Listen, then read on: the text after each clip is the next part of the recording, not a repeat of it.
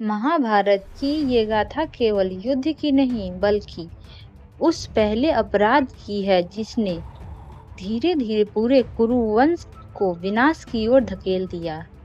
और वह अपराध किसी तलवार, षड्यंत्र या युद्ध से नहीं बल्कि एक प्रतिज्ञा और उसके बाद आए मौन से जन्मा। हस्तिनापुर का राजा शांतनु ने देवी गंगा से विवाह किया। उनसे उत्पन्न हुए देवव्रत असाधारण प्रतिभा, धैर्य और धर्म बुद्धि से संपन्न थे। वे राजा के योग्य उत्तराधिकारी थे और प्रजा उन्हें भावी सम्राट के रूप में देखती थी।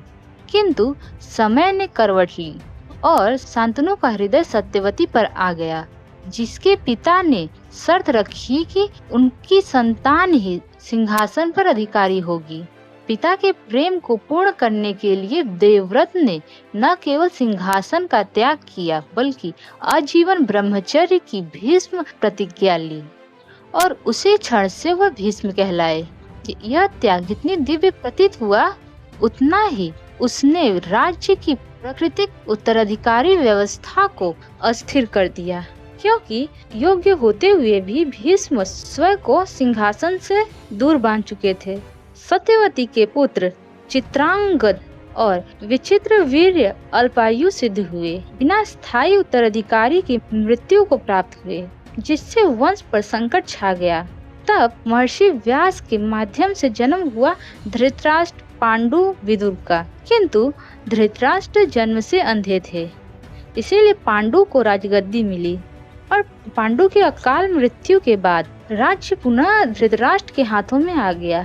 यहाँ से स्थिति और जटिल हुई, किंतु धृतराष्ट्र का अपने ज्येष्ठ पुत्र दुर्योधन के प्रति अंध स्नेह न्याय पर भारी पड़ने लगा। पांडु पुत्र विशेषतः धर्मनिष्ठ युधिष्ठिर, बलशाली भीम, अद्वितीय धनुर्धारी अर्जुन की लोकप्रियता दुर्योधन के मन में ईर्ष्या की अग्नि भड़कने लगी। अच्छा गृह का षड्यंत्र रचा गया। पांडवों को जलाकर मारने का प्रयास हुआ, पर वे बच निकले। समय बीतता गया, सत्ता संघर्ष तीव्र हो गया, किंतु भीष्म जो सब समझते थे अपनी प्रतिज्ञा और राजनिष्ठा से बंधने में निर्णायक हस्तक्षेप से दूर रहे। अंततः वे कुख्यात जुए की सभा बुलाई गई, जो कपटी चालों से युधिष्ठिर अपना राज्य, अपने भाई स्वयं को, अंततः महारानी द्रौपदी तक को हार बैठे। सभा के मध्य दुशासन ने द्रौपदी का चिरहरण करने का प्रयास किया। धर्म का प्रश्न खुले दरबार में गूंज उठा। जिसने स्वयं को दांव पर हारा, क्या वह मुझे दांव पर लगा सकता है? यह प्रश्न भीष्म जैसे धर्मज्ञ के समक्ष रखा गया, किंतु उन्होंने धर्म की सूक्ष्मता का उल्लेख कर मौन धारण कर लिया। और यही वह क्षण था जहाँ से महाभारत का पहला वास्तविक अपराध पूर्ण रूप से प्रकट हुआ, क्योंकि जब शक्ति, ज्ञान और अधिकार रखने वाला व्यक्ति अन्याय को रोक सकता है पर नहीं रोकता है, तो उसका मन ही अधर्म की ढाल बन जाता है। उस अपमान ने प्रतिशोध की ज्वाला को जन्म दिया।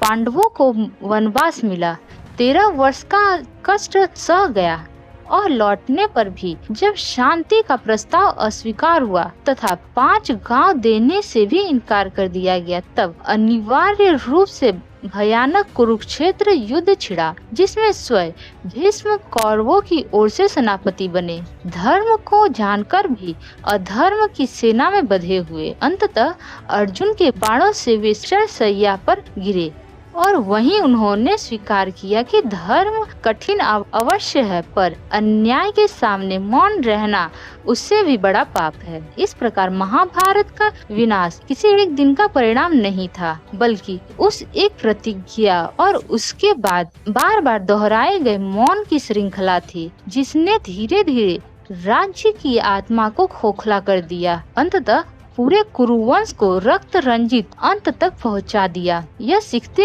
हुए कि कभी कभी सबसे बड़ा अपराध वह नहीं जब हम करते हैं, बल्कि वह होता है जिससे रोकने की शक्ति होते हुए भी हम चुप रहकर होने देते हैं। धन्यवाद।